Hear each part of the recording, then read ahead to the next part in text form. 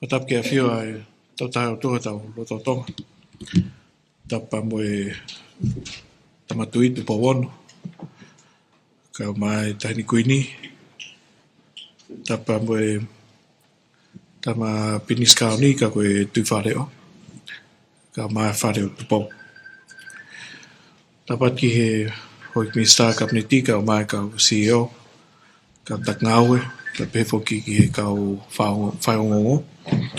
O ku whawhonga i mai ai media i he press conference ma kehe ko ni ai o whahoko i he malmalu o e ngawe ma kehe o whahoko puranga i he ko hipe ko e fuel crisis pe ko e sisi pe ko e lahi o tau mawanga lolo mo i tisolo pe fo ki he bensini mo i kasa. Ko whiwhia pito ke o whahatu i he hoatani ko e tau alert pe ko e level ko tau iau ke i he lan matape e iau tau i he green o mātuunga pe i he lahi ai te solo mo bensini o ku oswhapapau i Fakafanua pa pehe foki ki he schedule ko whamahino i mai me Kautaha lolo o ku tu i he tunga whawhia marie ai lahi lolo o ku palani pa mo whapapau i ki he tonga mahina ko me ia ku os whamahino i mai o ki ai waka i he ahongo fulo me pehe foki ahua wha o me ki tauriki i Tongatapu pea kulo tonga palani i ke iai pea boi waka ki e tūta mai a tātolo me pa mai a whā koe ni o sune. Koe ne tū koe ni ki sune nei tau whapapau i mai pē ane uhu. O kui ai palani ke tūta mai waka i he aho whā, a taha walu, mo e ahua hiva o sune. Ki mo pēr mau mai e Ongo'ongo koe ni ane uhu, na mau whapapau i pē toenga mahinani, ka koe ni ko lava te pamahinoi mai ki ai palani ke whahu mai ai uta i he uta lolo i ngai waka koku fotu mai ki au wha a tawal mai awa hiva ko sune. Ku whawhiwhia pito ai tunga koki ai koe au no wha mahinoi ai lahi tau lolo koni mau. Angepe koe whetau aki koe ni he mau inga ai lolo. Na mahina pe foki o ku hiki me au waki koe ni o sune. Pea o mātua ngai ai tutuna e whahoko ane uhu me he Electricity Commission pe koe Energy Commission ana nau whangongo ane uhu ko hiki a totonge uhila. Ake pe sete tau 5.4 ai me he tunga lora tonga koe seniti e valuhiva 5 o alhake ke paanga e taha sin te wataha ono tol. Nei o siaipe e mau palani ke tōni ai ni ihi koe ni kakai whanua o nau totong uhila o mga tōnga i he hiki koe ni mamafa e uhila. Iene pehe ku maulawa whapapau i he ahoni. E hoko atu pe ai lifeline tariff. Ai koe ni ihi koe ni o i lalo ai nau ngau ke uhila i he kilowati e 5 au. E hoko atu pe ai tokon koe ni pureanga o fua ai uhila koe ia. Ka koe uhi koe hiki koe ni ai mahu inga koe uhila me he sente valhiva ki he taha wa taha. Ku tari he pureanga ke ne fua ai whai ke he kehe o hiki koe ni ko tutu uni me Electricity Commission. Aia koe mea koku mahi no koe toko wa mano taha afe ono ngeau wha ai kau customer koe ni hoko ke uhila koe tonga paua. E hoko atu pe ono whai viai ai vai ua ai kakai koe ni ai ke tō tahamano tupu i lifeline tariff ai hokat pe no 5 ia he pore anga lifeline tariff pe o tānaki mai ko uhi ko hiki ko ni ai uhila ai subsidy pore anga ke o to yaha lidiu i he totong ko ni uhila ai neongo e hike mamawhai koloa ko uhila ai totong pa mo fua he tonga paua o Tufaki mai ia ki he pure anga ke neanga o tokoni ke ua wesia ai kakai whanua ko uhi ko ngahi tau ko ni whahoko ko ni tō pure anga. Ma ke he mei ai o ku iai palani ai pure anga ke tari ai kola ke kaunga wha pure anga peseti e tolu kono whamahu i ngā ko e 5 miliona o ku whahu ia i he patset whao a manake whahu ki he wharearea i he wikahau ko e patset ko ia tok 5 ia ia me he au me taim ko kamatai e patseti ia tari he wharearea tu ke me ai ko uhi ko e ni ihi ko ni o ku nofo i motu o ku iai subsidy ai pureanga ke tokoni ai mamafa ai totongi lolo ko ni ai Kautaha lultai ai o si whamahino he lultai o kia fuel surcharge ko hui ko hiki ko totongi aviation fuel ko tari pureanga ke ne fua kakato e ia ai fuel surcharge ai ki te iaha totong makehi e ni ihi ko ni whola watu ki eua wawao hapai pa pefo ki newa o kike ngaru e mautolu ai ngahi waka koe ne uta atu ngahi koloa pa me ni koe ni wholau Fakatahi matunga i he kore ai ngai Kautaha koe ni i Association of Ferries i Tonga ni kua mauheni ai whafofua ko hiki e nau utu a ke pese te ono no pea neongo ku hirifaki ai mamafa e totongo e whereti ki he kakai nofo i motu ku mau te whahu pehe pureanga e tokoni make mau Kautaha waka ai au ku wahe ki ai e 12.5 miliona ke hirifaki mai ai hiki koe pese te ono noa i u Kautaha waka ke fua ia e pureanga ke oa e to e pass on pe whahoko atu e ngahi hiki totongo ia ki he nihiko nofo i motu tau te whito ki he mamafa koe ngahi koloa koe ni ukuta koe uwaka autahi whika waki pa moe nihiko ni wesia ngofua i tau society koe kau taureke reka pehe whoki ki he nihiko nofo whaingata ia kau people with disability o klo tonga ave foki e nau stipend to tong wha mahina o matunga pe i he le volo kong nau iai ka ko tari he pureanga ke ave hanau to tongi makehe ko e poupou pe ki he hiki ko ni mamawhai koloa tau te whito ki he utu pe moe pensini pe moe to tong uhila moe vai ai au ko tari ke ave e nau top up ko one of payment pe eni kai tok whai hano wakai e pāngai te au ai ko e pāngai te au ko ia o ku tānaki ia ki he nau entitlement lolo tonga ai lolo tonga wahe whakamahina ko e ngahi businessi o whai pe hono siofi ko uhi ku whemau ke wahe tatau pe ai ngahi toko ni pea ki mua pea hono whaivia i ngai business iu whi mau ke rak whapapau ki. O ka pau toko ni ki nau tolu ke o te nau hanga o hiki to tongi o ngai koloa pa mo ngai service ko ni o ku nau mau dau te whito ki ha taimi o ku toko ni e ki nau tolu whi mau ke o te nau pass on i ngai kos. Kai whaivia i ke tu mau pe ai mamafa ko i ngai koloa.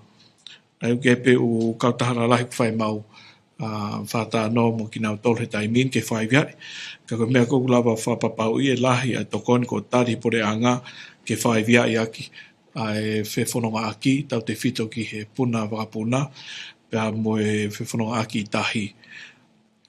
Tau te whito ki he ni ihi koe ni totongu hira, ko whiwha manatu atu pē, koe lifeline tariff, o ku hoko atu pē, ono whaiwia pure anga, ni ihi koe ni, o ku wesia i he tawhako ia, ai koe peseti e ni manoa, ai kau totongu hila, o whawhufua i ke ngai mo o hila e tahamano tupu. Pēr tuke he lifeline tariff, koe hiki koe ni, me he seniti e waluhiwa ni ma walu, ki he pangataha senite wataha ono tolu, koe whai keike fo hiki koe ia, o fua kakato e pureanga, i he tokoni mai kakai whalufua. Koe ne tō koe ni ki he toenga koe ngau koe pureanga, o ku whahano wakai, ai ngahi business koe ni pasi, pēr o ku lotonga whahoko pureanga ngā ue ke whātō lahi ngahi pasi, ko uhi o ka pau e hoko atu pē ai wesia ekonomi, ko uhi koe tau koe ni i Iran, e mahino e holo no whemau ai whewhanonga aki private e umearere, pēr o whemau ke iai ha system ke whewhanonga aki ke whalala ke ai kakai whanua. Ai au ku ia ma whakaukau, ke whenga i hangai pasi, mahalo tānak maha u pasi uhila, ki he laina pasi wanoa, ke ne hanga o toni mo whaivia e whewhanonga aki kakai whanua, ia whaunga o toi maa ange, pa pēwhoki ki he electric vehicle, ku kau e EV i hono whaivia i kakai whanua, pa mo tau wafe me ha whaunga maa uivi o wesia ngofua, hange koe tau whawhalala koe ki tiso mo i benzini, ku mahino ange he taimini, koe ngahi mea rere uhila, o ku tolonga ange pa ku lawea ngata, i he taim kou whae whewhiririu aki holo i he mauanga lolo mo i tiso lo mo i benzini. Ahi koe tokoni pure anga ki ai ku lolo tonga ta e tute ai electric vehicle, Kautaha he pure anga, ke tō pēr mo i CT, pēr ine pehe e tai tute rewa a no whahu mai ai electric vehicle, pe koe EV, tatau ai pe koe mea rere fo'o, pe koe mea rere second hand, ka koe ngahi koloa, mga mea ngawe koe ia, e tokoni au pito ia ki he whewhanonga aki, pa koe nau ku tari pore anga ke tō a pito pe, ai ngahi tuku hau koe ni ku whapipiki ki he whahu mai ngahi mea rere koe ia. Koe toenga ngahi ngau e koni pure a ngau ku kei lahi pe ai whatanoa, pa mo u Kautaha, pa pehe foki ki he tau kauhoa ngau e ki he langa wharalaka koe ni whanua, ke pankeo mamani, ke pankeo Asia, pehe foki ki he pure anga stadium, pure anga Nuusila, ki he ngahi tokoni, ke whaivia i ngahi poka ama koe ni ko tari he pure anga, pēr tukehe ai ngahi matawai fo'ou ko ia te tau wheng ke tau komi paanga ke whakalawa ki e tokoni pure anga, o slava pe i he whare paanga o whamahino i mai ai ngahi wheitu o i malawa ke whaivia i aki ai ngahi whamore fo'ou ko ini. Ko tui koe whaikiki e toenga i ngahi ngau koe ni ke patseti e toki hāt pe, taim kou whahu ai e patseti ke tau whapanga fo'ou ka mata i siulai, i taim kou kula uruake i whanerea. Ka koe ka neongo ai toki ka mata i ngahi ngau koe ke tau whapanga fo'ou, hiri e hano pasi e whanerea me siulai, mau loto lahi pe ke ka mata i ngā we me he ahon, ko hiu os ka mata ai hiki koe ni ai koloa, pa koe whoki ki e mamafa koe ni ai uhila, ko uhiu ki ke toi tāria, ki a taha peo ku iai pe ngahi whaunga ke whakalawa aki, ai ngahi whema whakapanga koe ia i he lolo tonga.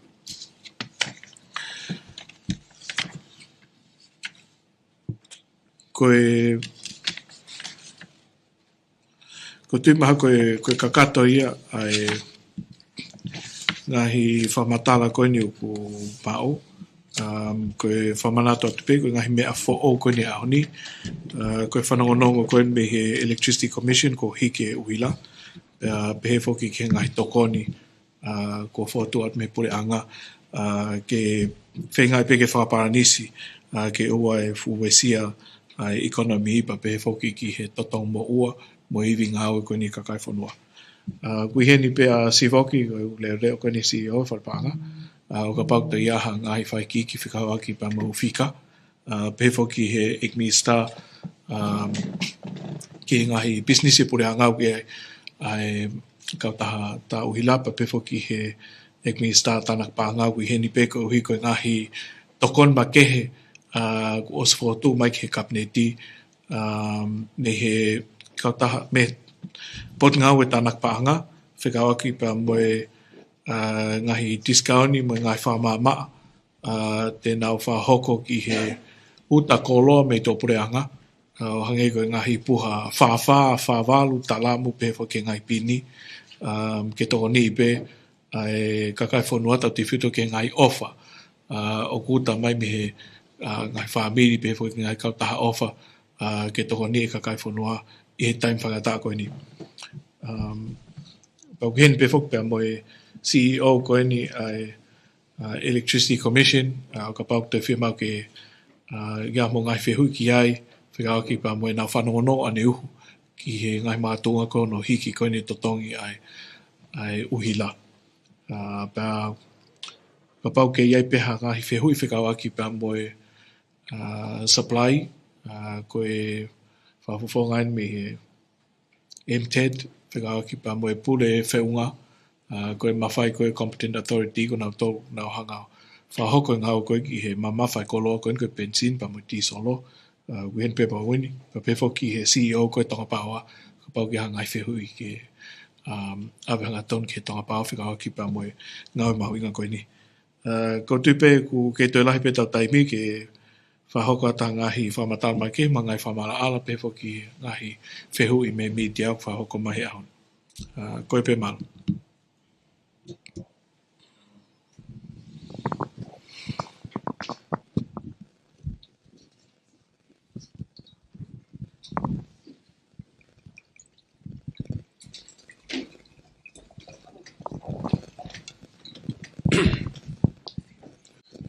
Papa mo fata pa fitu na Eiki Palemia e me he ho Eiki Minister mo Kautaki mo be au kau ki fa malala pe mo Palemia mo ki tokon me mo ai fitu na pa mo ki fa malala pe o ibe ko me na tukumai ngai mitia pe mo me ngata e tau ai whakahoko mai ko whelawei mo pe hui nā kwhai i he press conference koe aho awalo e peleri wano ka ukore pe mo pe maki pangmari ki ai.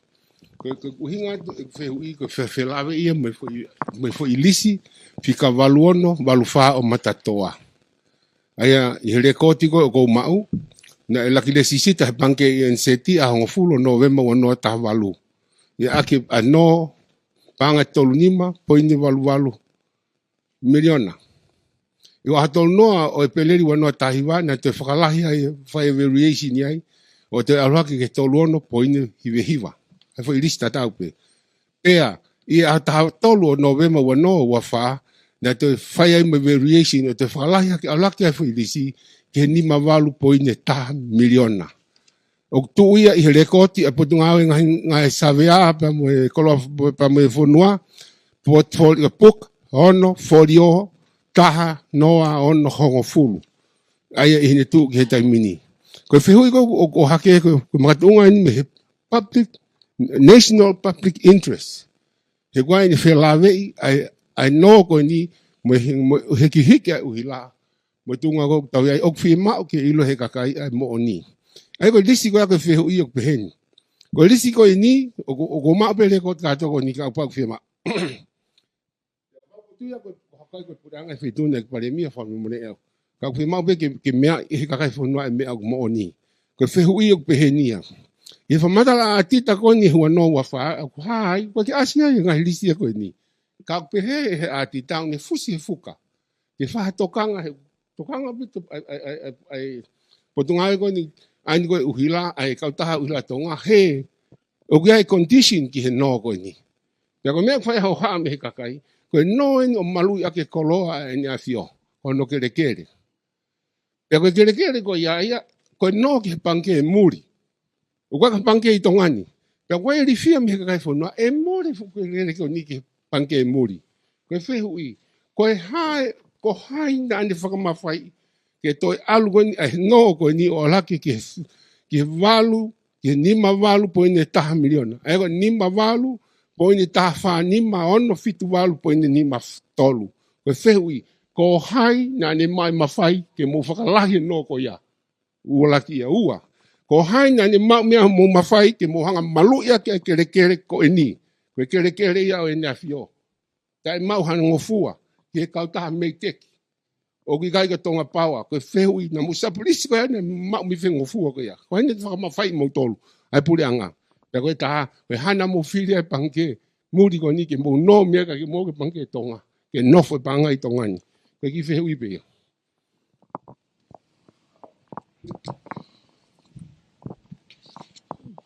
Katarina, tu ia moha whiui he kawenga ko ia. Ika ko whiu e tau e lolo. Saipe ke tau rakamata he mea konu oha ke lavrarupa tau toko hoko atu ki o whiui. Ura ki pe lavraru ko ila e toki men koe nau ke uhinga mai ki ai. Ko e risi ko e nā, ko whi whatontono atu pe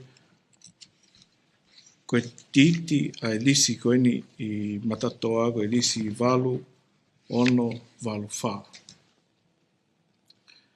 Aia ko risi ko ia o ku ia homooni o I he malmalu ia ai tofia ko ni ane afio. Aia ku ilo ko matatoa ko e risi pe ia ki he tonga paua. Ko e whika kou ke oha ke ai wau taha nima hiva. Ko e risi e tonga paua ke tofia I maofanga. Aia ko e risi ko ni tonga paua ki he site ko ni I Popua. Aia ko e risi ko I maofanga ko e nima valu, nima hiva ia. Whataha pēr mo e risi ko ni I matatoa. Ai nima, ai valu ono, valu wha, ko e ua peia ai ngahi risi ko ni o ku malu I aki ai ngahi no pa me koloa ko ni ai tonga paua. Ko whi takpeo toka ngā ki mea ko ni ke oha ke lavlav. Ko raki endorsement ni he wafe taha fitu. Hange pe koe na ke lau mai. Koe no koe tolu nima valu miliona. Ulua ki pe whatatau ki he lau koe ni ai financial institution pe ko lau koe upanke o ke mea koe single borrow limit. Pe koe SPL o panke tonga o kui lalo ia he fika koe ni. Aia o ku I kai lava lewa he Kautaha e pure anga o whahano. Tu kehe o ka pau he te whaata mai pe he SPLI he lau koe financial institution. O ka pau I guarantee he pure anga ai no. Pai tok malawa lewa ke no e pure anga miha panke o whangatangata he SPLI ai lahi koe no koe o naulawa tuku atu. Ai koe ngai whangatangata o mai I he lau koe panke. Ka ine pehe koe ngai whika koe whie mau koe he tonga paua ke whahoka ki nau ngāwe. Tu kehe o ka pau e loto e pureanga aho ke whaki ha government guarantee ke malu I ake ai no e Kautaha pureanga ko ia. Mei koe Kautaha panke muri pe e malawa ke no pi he Kautaha uila. Aia koe uhinga whakalao ia ku whangatangata ai no ai tonga paua ki ha Kautaha muri. E ko Kautaha muri pe upanke muri o nau lava o whahoko ngahi no I he lahi ko e ni. Ai ko uhinga pe aku ia ko uhi nai kamata no ko e ni e ahongo fulo Novema wafta fitu I he tau 5 miliona val kilu val manu val waf. I he taim tatau pe o ka pate ki whatau ngai I wafe taha fitu. koe rekoti a tita o kā I he report whakatao o e Tongapaua. Na e a upe e nau no anau tau ki he ua 1 miliona 5 kilu valmano hiwa ngeau whawha. Ai e he tau tatau pe ua whetaha whitu, mahino heni koe no koe ni Kautaha Tongapaua na e ua miliona, ua noa ua 1 miliona tupu si ipe. Neongo ai no e panke ai Tongapaua I he le volo koe ua 1 miliona, kau kā he titi koe ni, na e mei lava pe he panke I he Kautaha Tongapaua o toho e tau 5 miliona. Ai koe whatata koe ni ko whie whamala ala atu, neongo koe whika ko eo I he tau 5 miliona. Koe lahia ai ko loa o ku e ala puke e he panke, koe uhi koe ko loa ini ku malu he panke a ke no ko whahoko he Kautaha. Aia koe are a pau whakapanke, koe financial instrument koe ni ngawe a ke panke, ke malu I a ke paanga unau awe ke Kautaha uhila. O ngata pe ia I he tau 5 miliona. Aia koe whika koku aseni o kehe me panga o no he Kautaha. Aia ku tau os whapapau I he report a tita, o ku avela polo ki he tōtaha ko toa pe ko uhi ko report whakatau ai Kautaha uhila te ke lawa download hanga ton pe me he na website. O ku asia I financial report ai Kautaha ki he tau ko ia, pa ko report ko ia os a titai. Ta koe mea kuwha mapau I koe I he kamata no hange ko ho lawe ki ai lawu. I he wafe taha whitu na e no pe Kautaha uhila I he neongo koe nau malu I o wau ke he mau inga ai tau 5 miliona ka nanau no pe ai ua 1 miliona. Sai, tau mui mai me he wafe wa whitu ki he wafe wa walu. Ki hiki si I hake ai no koe ni Kautaha uhila me he ua 1 miliona ki he ua 7 miliona. Kei lalo pe ia I he malu I whakalao koe ni uku haa koe titi koe tau 5 miliona walu ki utupu. Wa taha walu ki he wafe taha hiva o hiki hake ai no koe ni ai Tongapaua me he ua 7 miliona tupu koe ni he wafe taha walu ki he tau taha miliona tau kilu 7 mano ua afe whangea tolua. Ai koe lahi taha ini iha taimi he taimi no koe ni ai Tongapaua ko a o e nau whika I he nau no ki he tau taha miliona. Kei I lalo pe ia I he malu I koe ni panke, ko uhingau kei la vai panke o no e paanga ki he Tongapaua. He toho pe he Tongapaua o a o ki he lahi taha e nau toho paanga I he nau no ki he tau taha miliona. Sai, I lalo pe ia he tau 5 miliona koe I he alea pau mo e NCT ki he malu I. Mantui, o kike uhinga pe e nia ki he lisi koe ni I matatoa. O uhinga ini ki he kato u asset lisi ai Tongapaua o malu ia ke nau no koe ni me he panke NCT. Kau ki ai ai lisi koe ni maufanga, lisi fika valtaha ni mahiva. Aia I he wafe taha hiva na e mahino me iai o ku hiki hake ai na e very ai lahi koe ni ai malu I me he tau 5 miliona walu kilu walu mano walu afe ki he tau 1 miliona hiva kilu hiva mano ono afe walu ngeau hiva taha sente wha e fitu wha. Ai koe hiki koe ia, koe hiki koe kamata ke ofi, ai toho koe pange ki he nau limiti. Mantihi koe tau koe wafe taha i wau hange koe u haa mai I report ko os a titai. I he whamatala paanga u Kautaha. Na nau no nau tau ria ai tau taha miliona tau kilu fitu mano ua afe whangea tau lua. O wofi au pito ia ki he varied mortgage koe ni koe tau 1 miliona hiva kilu, hiva mano no afe whangea o hiva taha. Koe foi liriu koe na e hoko koe ni I he aho taha tolo November wafe ua wha.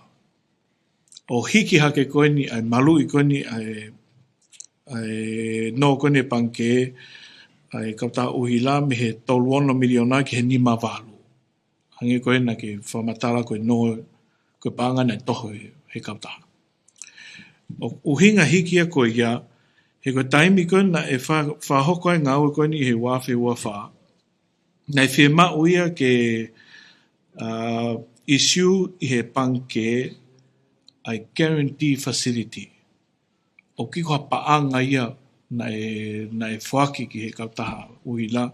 Koe guarantee facility koe letter of credit ia o tohi he panke ke malu ia ke project ai Kautaha uhila ai megawate wano. Koe project koe ni ku i he te tupu miliona. Ka koe uhi koe whia mau ai panke o mamani, pa moe panke ACA, koe project mahu inga taha ini. I hono whenga i ke to e tau whawhalala koe me he tisolo ke sola. Nei whia mau ia ke issue ai letter of credit koe ni, pa koe mahu inga, nei whia mau ke letter of credit koe taha whapoi 5 miliona. Ka pau i ki ke hiki ai mahu inga koe ni o no, ai malu i me he 3 miliona. E ki ke lava ia o hao ko hingana e loro tonga no he taimia ko ia na ia o no ia ai tonga pawa ki he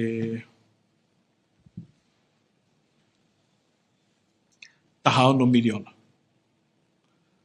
Ai ko no ko tonga pawa ku fefok akpe alhak arifu.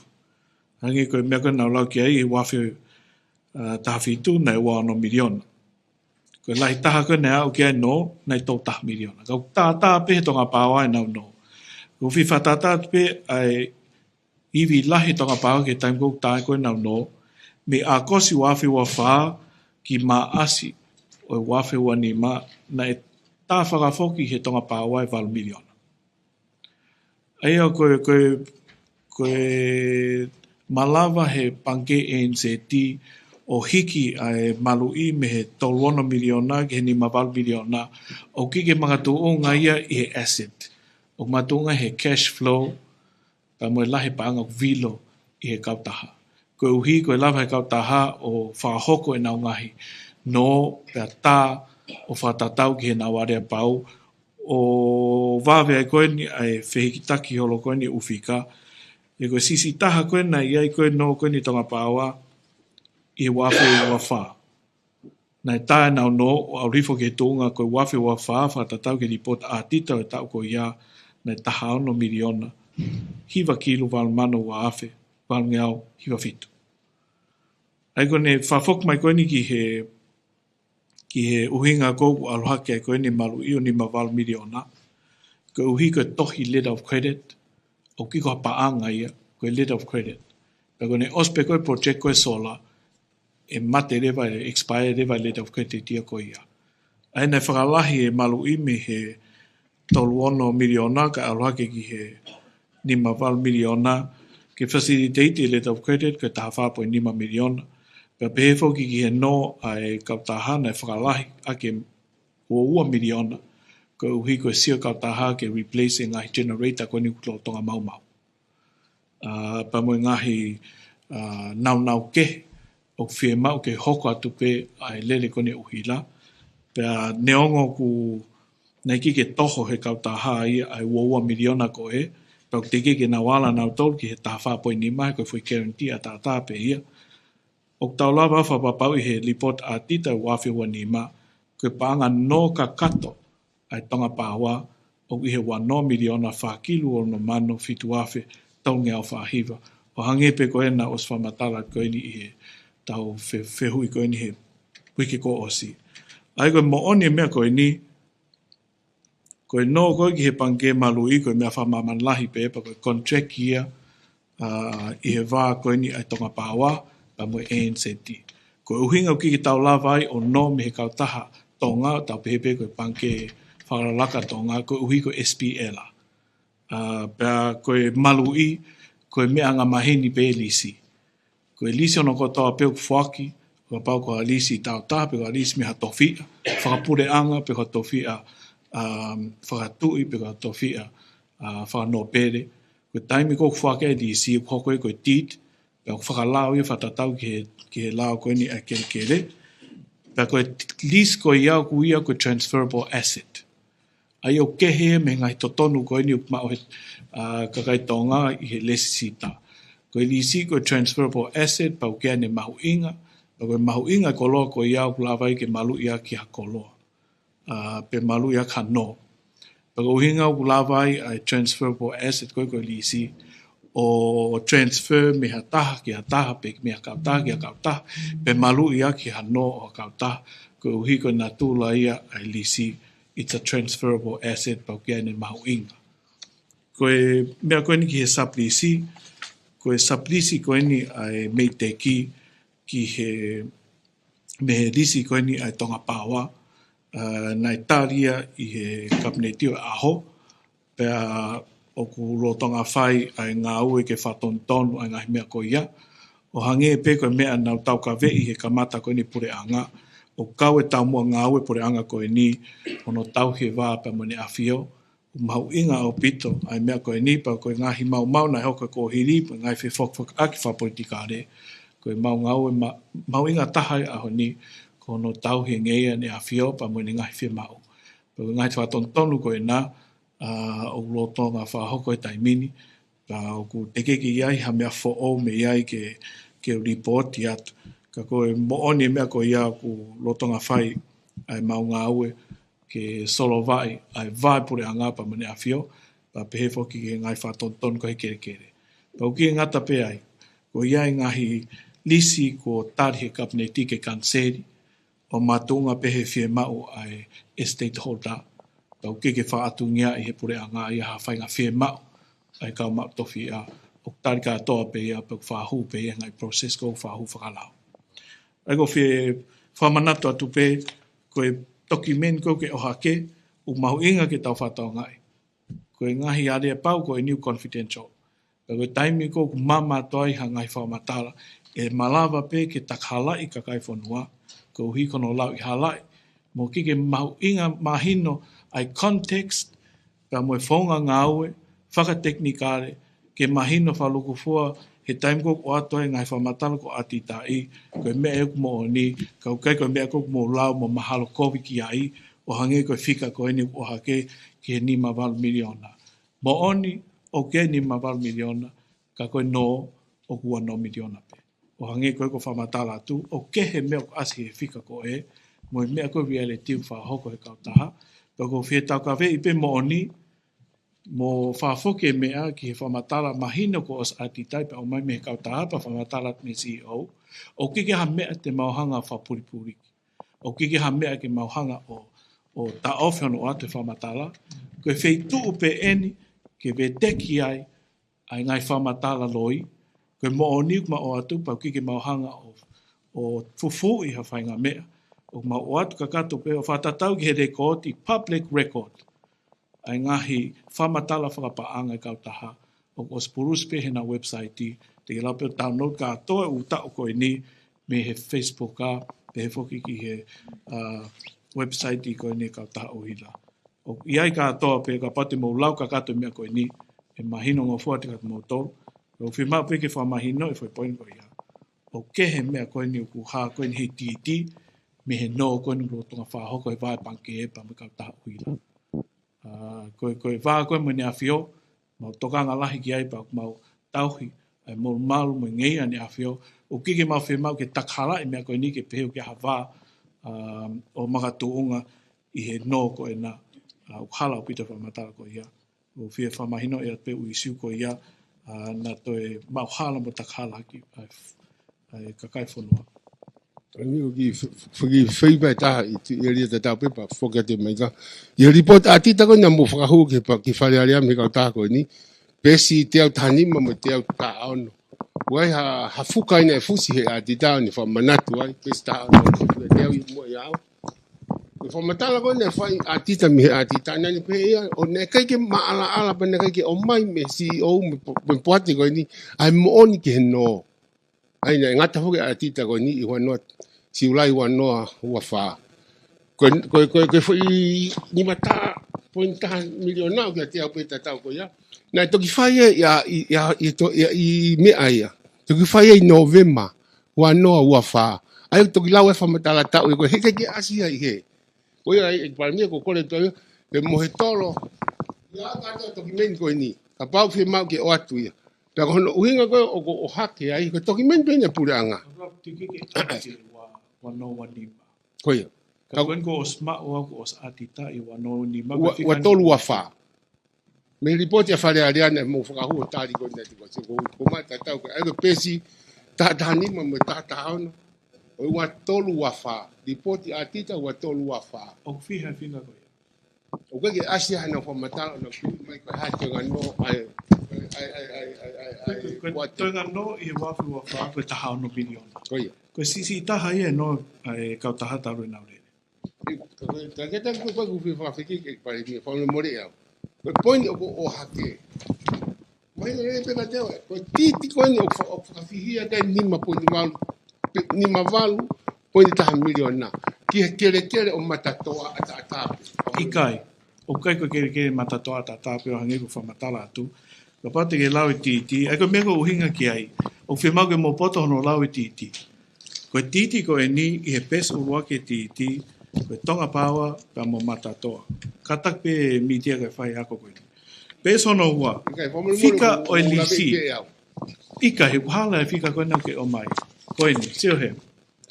Koe titi e fika valu, wono, valu, wha. Whamon gai e Minister Kapneti, witness. Whamon gai Minister Fonua, acting CEO Tonga Pawa.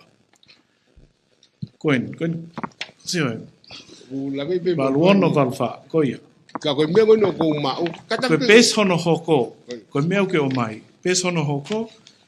Koe whātātā mape ai konga kou lisi. Ka koe tua lisi. Ai entosai ai panke. I olonga u asi ai. This is collateral security to lease valtah nima hiva. Ko lease valtah nima hiva. O ke heia me he lisi koe nau lau atu. Ai titi koe nau ke o mai.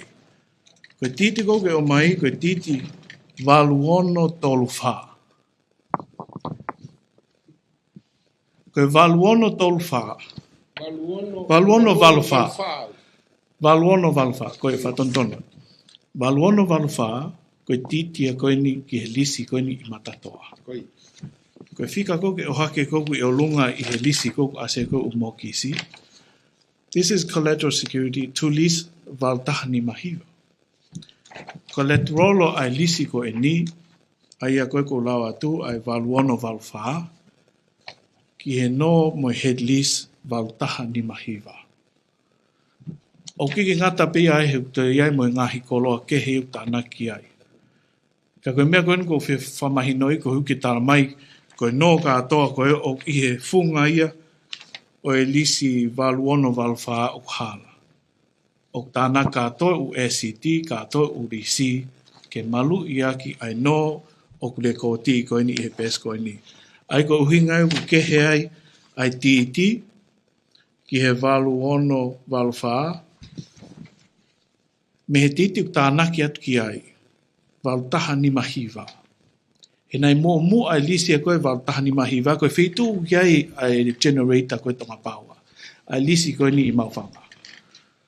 Ai koe no koe ni e Kautaha, nei kamata i ai. I he valtaha ni mahiva. Kau tok tānaki mai e koe uhi koe lisi fo o koe ni matatoa ki he valuono valwha.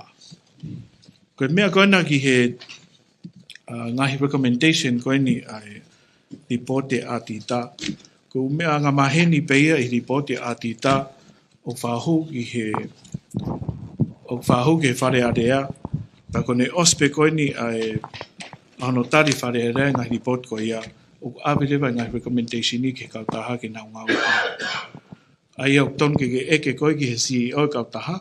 Pe ko nau action e ngā report i koe ko tari he whare area. Whikau aki pa moe audit report koe na me wawha koe na watolu wawha. Koe ia ko ose ne tau e ua me watolu wawha. O tonge awe ho whehui, ke CEO pe ko nā uhanga o ngā we ngai recommendation me a tita. Ka koe ngai mōne o mea koe ni o ko whima o pe ke whamahino i ke kau Faiongoongo. O uri mo hina titi, o mahino ngai prosesi, o whakarao, ka whima o pe ke mahino e whaunga kono lau, pe mō kumwhare i ke hakau loia ke nā whapapau i ato e whaunga i ngā oe koe ni, ka umeanga maheni pe ia o ngā oe ki he Kautaha no ko tōpi māmani, pe he whoki ki he whaunga kono whahoko ngai titi, mono le sita, ka mono whahonaki ai no, ke u acid o whatataha, o ki ke nofo pehe whai dis e taha, o wahe katoa, ka koe mea koko wha mai noi mai me NCT, o ke mātou o ngai lahi nau no ki he Kautaha uhila, i he SCT, o nga whamamafa nau tau, ki he ili tānak paanga o i Kautaha ko uhi kona Monopoly, pa moe nau turn over o i he ngahi lau milion. TPC. Malo Palemia ka taki ko popo ahme de te o Tonga ko ki I whehui pe ki he te ngau kai ngau I he TPA lape ko hi ko ngā whututu load shedding ko he ko hiri pe ko hag ai te unga ngau nai mata unga e whakahoko ai load shedding pe ko kakato I ngau ko ki he ngahi ai misini ko ia pe moe tāna pe ki he te hiki kanya te tongi uhi la pe koe hiki pen ki he mahina e taha pe te iha no wakai ki he hoko atu pe ko koe hainu whono koe ai ngā aki koe ai reiti koe ni. Malo apito. Tu ki tari te toani peka toki toani mai kau ngā we ni koe parapare makani generator ku whawhua ki generator whaasi ke osi ki he hui kāu. Ka koe tu e tai ni mi kulawa pe he pawa koe me solar mo wind o ne hanga o whaasisi e whima o koe ke toi tamate I hanga I wheitu. Pe ko whaui koe load shedding. Ai koe tōru ia koe e summary pe tu e tai ni mi koe whaamuia by Wednesday or Thursday next week. E Oscar toa, pia mau ko toa, ka rewa ke tau toi fuwha whalala I renewable. Tai muko palpare mai, hange koe ua uha, koe wala mea pe, ko ngā mate generator ta. I whai ai rewa ki mau ke tamte I hawhitu, ko ngā pe koe lahi koe pāua o puholo. Ne tu koe tai nimi. Ko mea mahui ngā pe taha, whaatala koe whanononga e tonga pāua. O nau tala pe koe ngā usang pe sinaki, o pau o peke ai o kai ke o maulahi pe pawa ia pai tu peke mo e fatala ngai ve tu ni wa time ni na tala tamte ya fare mak o se ko ya ia mulahi ve ngo pe pawa ia pe lava pe e ko ia ka tak pe o pau ate ngai ta no ko o fa ho ko ate tamte o mo fe tu kon ge mo fe via pau kai tamte ka ko hui ka pe ia e depende tai nim ko nga ko mate ko tige lava generator ta ha ai fa o si ke ngahi depend be renewable con solar mo win. Malo. Ki I hoka tai pehe tau tāna koe ki he lolo. Koe ngahi whakataanga whoko na e whakahamai me he tonga pāua. O kule osi hanga e ia tau he ne lolo ai e lele lolo e mahina I tolu pe toi lahi ange ai. Koe hiki koe ni ka oku mahino whoki na e whakatau mai tonga pāua ia ai lolo I he totongi maa pe koe totongi maulalo. Ai au koe hauinga oku hiki e tau uhila. Toke hange mea whawahapure anga ka uinga o kei tonga ni.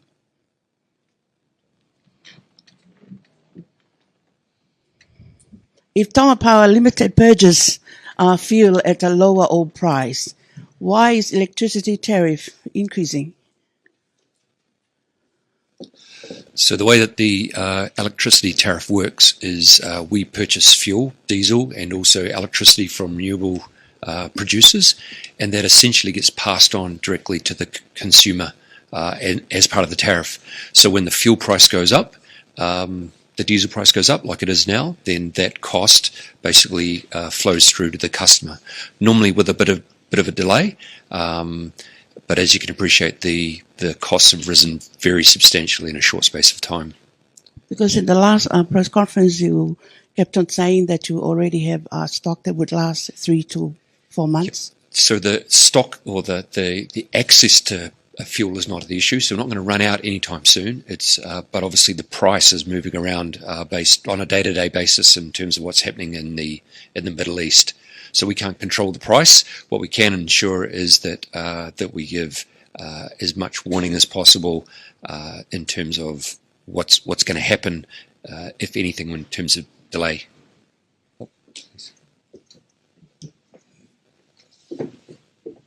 Whaduroa te Eiki Palemia kai ufanga te whatapu o sono talamoaki.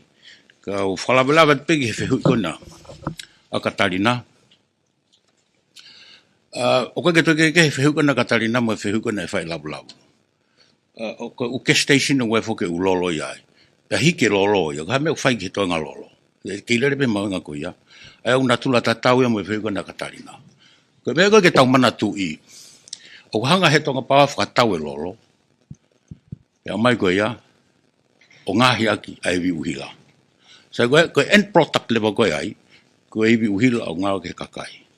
Ai time tatau o ke to tong pe he tonga pawa ia akpe ai mahu inga ko na na mai ko lolo. Mang mahina fi me ko Katarina ke he me ke station o ha be hu ke station ya ru kitua. Wa end product ia pe ko mahu inga ko na to fatau mai ko tonga pawa. Ko pe na ke to tonga aki. Hiki pe terrifia. Heke ki Kautaha tolo ko hike alo ai price e fuel ki olunga. O haping ai Fakamatala flave me tau mau anga iwi whakanatula. Me ni o koe ke oslahi ai tāna ki ia ke ne lava o whakahoko. Lima ke wau noa ko iwi o ngahi me he lolo. Tuku mai ake iwi la. Ko toenga koe peseti ko ia. Ko iwi o kumai ko he renewable energy. Ai o waipe tokoni a renewable energy ke Kautaha. Tana ke peke ko oku me hoko ko base load e ko nga ko pau e lewa o ko solar fo ko intermittent e pau e kai ke hala kai ke ai ko ne fale ko to pe me pau pe ke pese ti pau pe ko base load pe ko generator ko nga he ai ko nga he kai ke lawe le ka to be renewable without a generator ke base load ko ke nai fe mai to pa ka la be to tana ke mai Katarina, mauinga pito e whehui ko hake ko hi ton pe whamara ala koe uhinga koe ni ai tonga pawa ki he mao nao mahina tolu. Koe contract. Au ki he pehea koe nao stoka koe na lo loko os whakatau pe ku I whonua. Koe nau contract o save e nau mahina tolu I fis. Pau teke ke tau ala tau tau ke activate hono o mai e mahina tolu me fisi. Teke ke tau ala tau tau ke tunga ko ia. Hange koe tiriwa koe ni lolo. Ko la vanyo whapapau e toinga koe ni o me pa wau ki sune ngahi waka ko kuta mai. Au ke hao pe lolo ia ki o whiunga mo e whiemau koe tonga pāwau. Teke ki whiemau ia ke tau activate the contract ko na ke mahina tolu lahi lolo ko unau mao ko I fisi. Ko hi ko time ko te no activate ai e toki ai dewa ai kosia o e aho. Ko hai mahu inga lolo ko he aho ko ia. Ko mea ko ku ke tau whai kehi ai supply access ke supply pa mo cost o nau kehi katoa pe. Ai ko mea lahi ko ke tau whiemari ai ka tuu se tau lolo a pompong e ke lava pe tonga pawau ke nau emergency stock ke nau activate mai mahina tolu ka hoko mai. Pako whatongia tonga pawau ke nau whengai ke whatolonga mahina tolu ko ia pe te ia ha rolling brown out pe koe ha hono tuu si hifo no whakalele ai uhila te ko tau koe ki au tau o sik tau tomi lan mata tau lele tau tolu he lan mori lan kula tok whahoko ngau ko ia pai toki ui lewa he tonga pāua ai nau emergency stock a koe na mahina tolu o ke uhinga ki ai. Koe mea koe ke wheto aki koe ne price. Matuina tau tok hiki pēni e mauinga koe lolo e au waki ko sune. Koe aho wālu ni o me o tok hiki hake ai uhila. Ai nai ki whakatau lolo pe ai uhila e taim koe na hiki ai. Ka ku whatongai he pure mawhai pa mai Kautaha whi mau ia ke pass on e kosko ia e ka paute nau hoko atu nau tolu I he hiki ko ia ka nau kei hirifaki mai pe tariff tatau e mate Kautaha ia ai ko hinga e nei whamalohi ai Kautaha, e he competent authority, ko nau sio ki he mo'i lelei ai Kautaha mo nau balance sheet, o whi mau ia ke whahano wharele e price ko hi kamata e hike ma mawhai koloa. Ai ko osi ene wike whiha kono toki o ngoi ene he tonga pahawak whi mau ke hiri whaki mai ai totonu ono ngahi ko ene tau uila.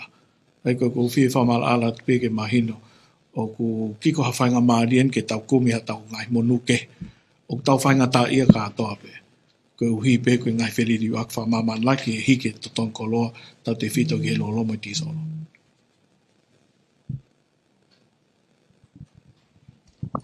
Ki follow up ia I he tāna koe ki he totong whinga koe whehu iki mo ato whakapea moe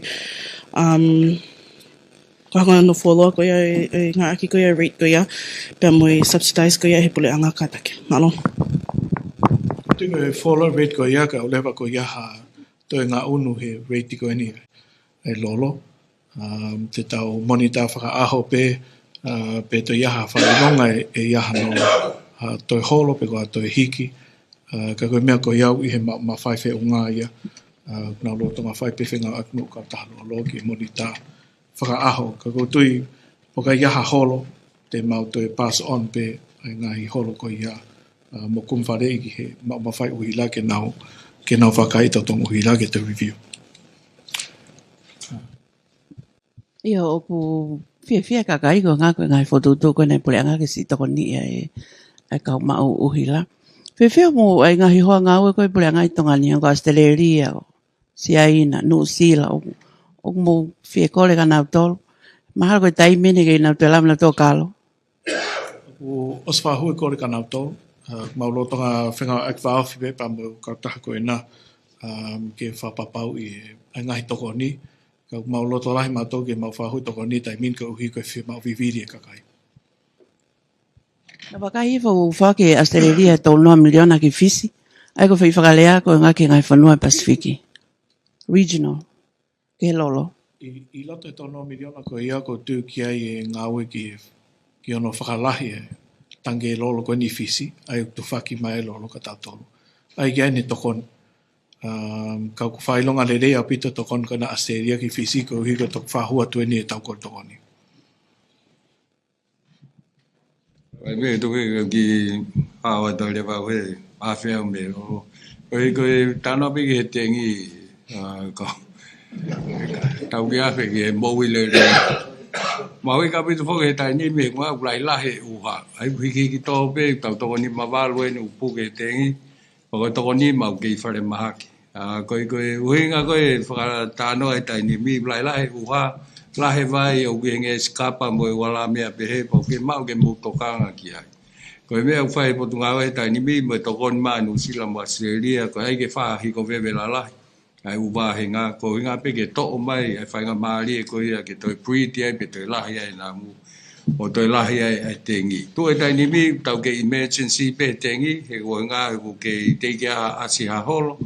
Ko ne iaha taimi e tau holo ai pa tau grief lewa emergency e tengi. Ka koe whakatokanga pe ia ke mō kātaki. Tō inge skapa mo inge taia mo i wala mea pe he kou tanaki vai e hoa i pe ko awi ka wheitu. Ka koe nwhai ngā ue nā kamata e wui ka haua hi ko wewe. Kamata e polo koe kou mahino ku mau ai tengi ka koe whingain ke ai whakatoa. Malo.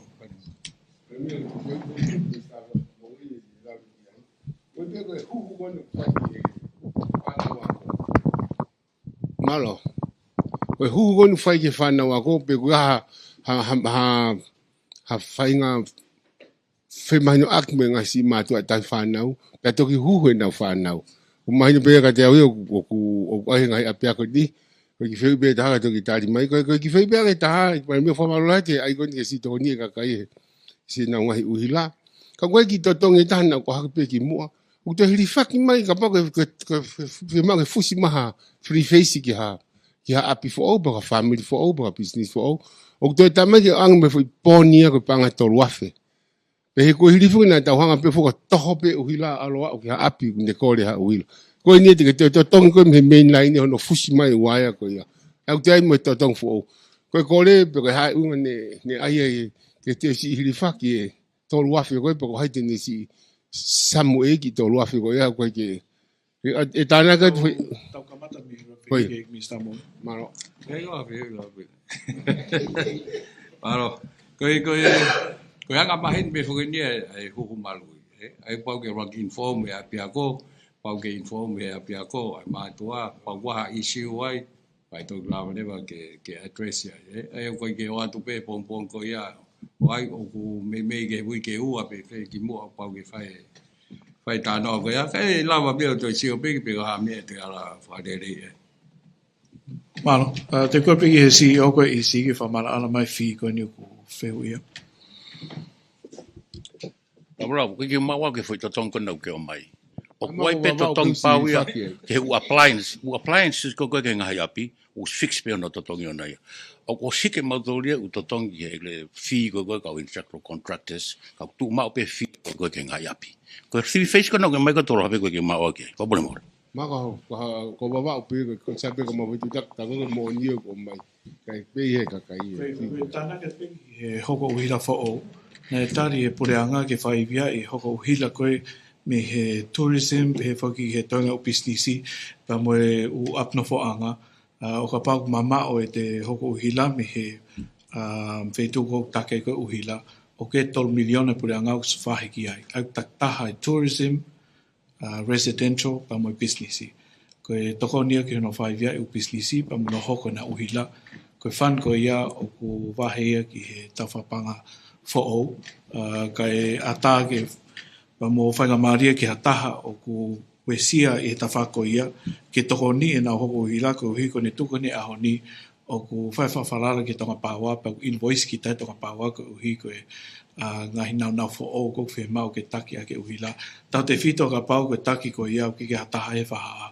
Ko whi whakamore lahia, ko hi ke hoko pe uhila hataha, o kulanga he matatahi, mama o mihana lahi. Aia ko e whaivia, whao ia, whahumai pore anga, ko tō miliona, toko ni atu ke ngai whi ko e nau ke tānoi mai me wawao. Maro avito. Maro. Ko le masi tau tai ni te kua ki si tai pore ke whao si mai tau whata.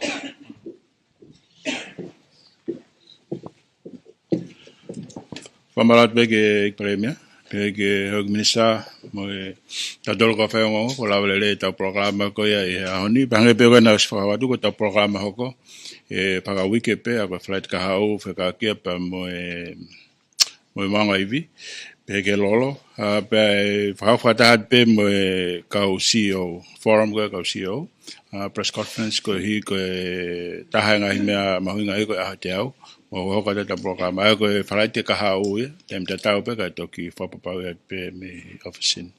Ko whamalot ka ta whas, po ke krese ki ko Jesus Christ, o whatua ka tamai, whio e alola mali maanion, no hoi te kumatola ndo pe pa na hili ka whaipo tangata. Amen. Pea koe lava ka tātou ia e whamawhola toko ia e konferenisi e Eiki Palemia mai kau Faiongoongo. Whawhonga e tai pēa kau whawhatongia o e whiawhini, so saia mau whapea lolohea, Hilda Minoneti, wawahi lama, te misia nei mani kua hala whakoloi, malopita mo mea mai, ka mo mea.